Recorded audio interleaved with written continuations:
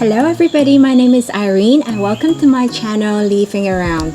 In this episode, I'm going to share with you how I propagate my begonias using leaf cuttings and also stem cuttings, and also trying them out in different media and see what works best. So before we do that, I'd just like to introduce you to here one of my earliest begonia, the Iron Cross. This is the mother. This is the children I made about a year ago. And today we're going to make some grandchildren. So let's get started. We need to clear some begonias off the table first. So begonia, be gone. Great. We're going to start off with leaf cuttings. And I'm going to use this begonia iron cross. And let me pick out a nice big healthy leaf. I'm going to take this healthy looking leaf and then snap it right off with my finger. So when I do it with my finger, I don't have to worry about sterilizing any tool. Now notice these key veins here running across the leaf. I'm gonna make little cuts here too, and I will simply do that by snapping them with my hands. So I'm trying to do this along the key veins. I like to think of them as the key life forces of the begonias. If things work out, we should be able to see little plantlets coming out from every single one of these snaps that we've done. So this is one way to do it. I'm going to show you another way of cutting like the begonia leaves. Let's take this one. Looks very good. So again, snap it right off. And this time I'm gonna have to use a pair of scissors. This one I've already sterilized, and let me do it again. So for this one, we're gonna cut it like this along the main vein. So you end up with this little middle part, and then a leaf that's got a lot of these main veins kind of exposed. So I've now prepared this takeaway box and then put a thin layer of perlite on it. And I'm gonna put some cocoa peat at the top. You can also use peat moss. I used to use peat moss and that worked out well. I've just then realized it's a non-renewable resource, and I've switched to cocoa peat. And now that's there, I'm gonna make sure it's a little bit damp and pour some water into it. But this water had been fortified a little bit with the B1 and amino acid solution. It just gives it a helping hand to help it root better.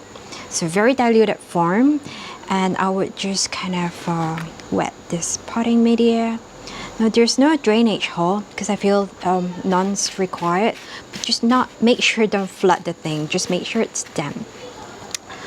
Okay, so we take the leaf cutting that we've just made and buried it like a little bit, just to make sure the ends of the leaves are sitting in this cocoa peat. And then now comes the middle part.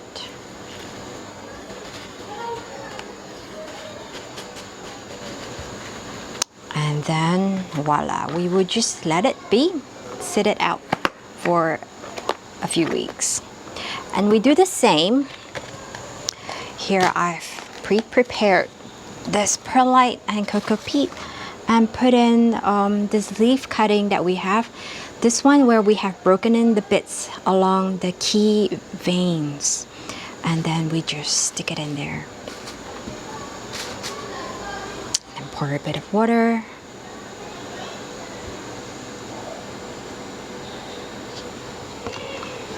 And then ta-da, airtight. And you could see now little plantlets popping up. So this is what's gonna happen after a few weeks. So that was what would happen after a few weeks. And this here is a propagation that is after 4 months from one single leaf. This is a Begonia Iron Cross hybrid, so it very much behaves like the Iron Cross. And you could see every single slit that I have made in the vein have popped out a new plantlet. The slits, it is important to make them along the key veins, and then they would just pop up plantlets at every single point. So a really remarkable and rewarding experience. And you could see here too, the original leaf is still intact. And now we're going to look at propagating cane begonias. Cane begonias are like this Begonia Maculata or Begonia Polka Dot. And the nature of them is they kind of just grow up in a big long stem, and then they will continue so if you don't trim them. So how do we propagate cane begonias? Typically by stem cutting. And come on closer, I'm going to show you where to take the cutting. So when it comes to cane begonia, look for where the nodes are. So the nodes are these little lines across the stem. That's 1, 2, 3 nodes here. And then if you look at this plant up here, the Begonia Maculata, for this particular plant, the nodes are very close together. There's one right here, here, here.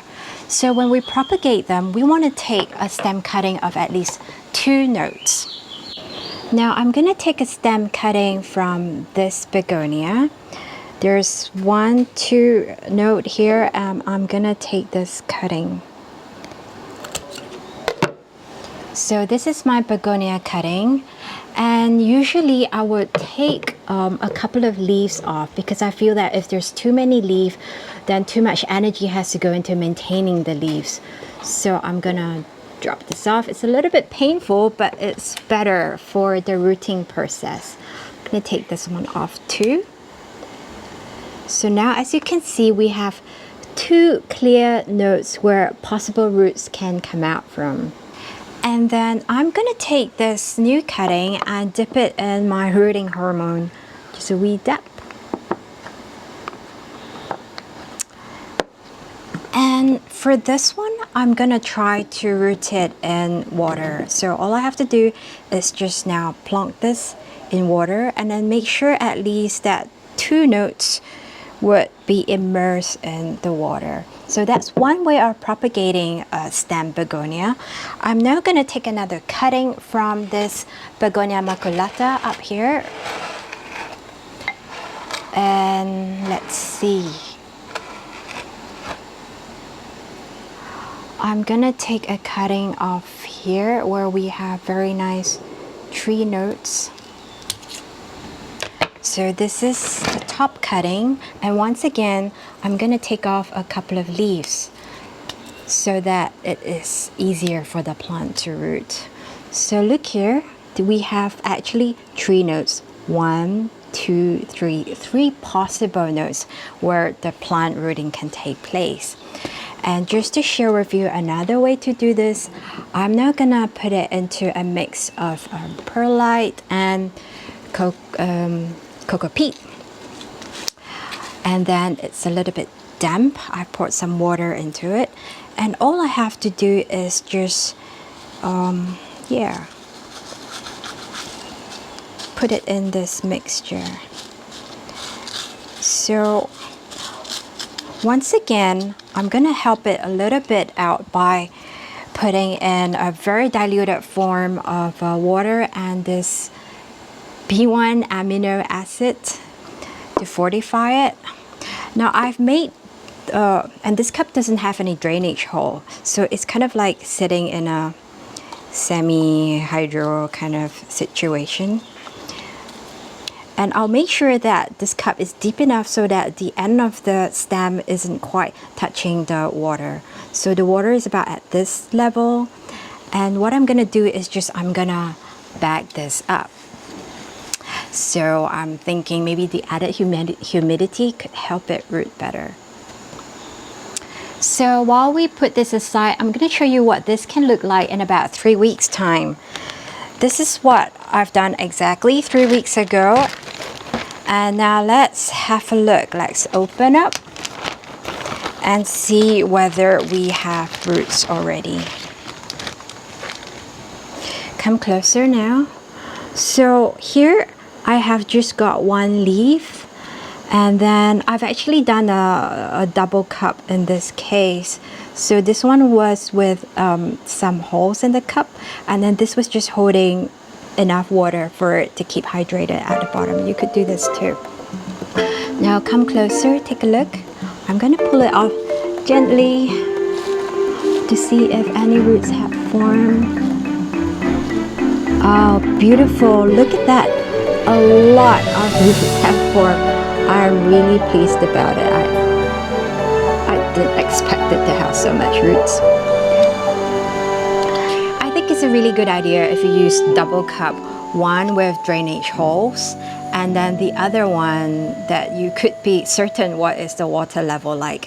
Here in this water mixture, I've put also a tiny little touch of root roids, because I felt that could also help the rooting process.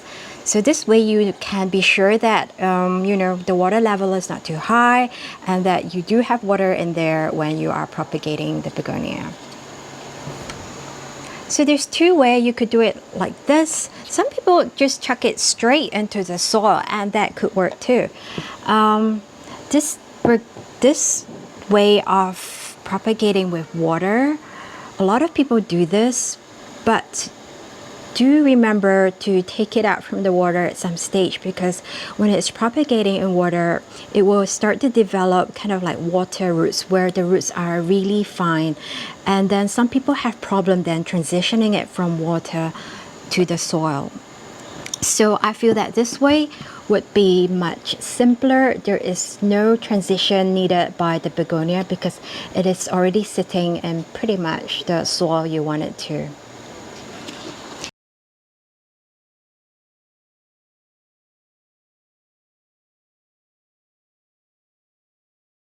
You what it looks like now.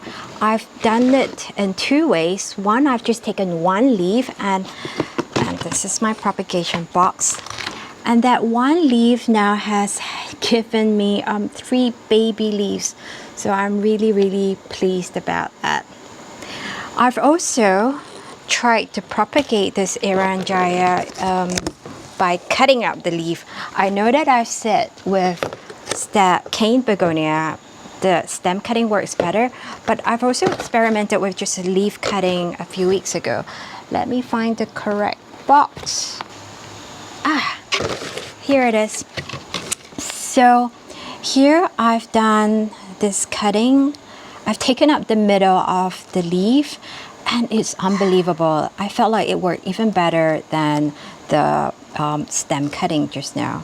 It's given me a whole bunch of tiny little leaves. But I have to say here though that I have used a different media. This media here is this light little spongy thing that's black color. It holds water and air really well. This is called Pafcal. A lot of people are using it for their aroids, and I've just tried this time to use it on a begonia for propagation, and I'm really pleased that it worked out too.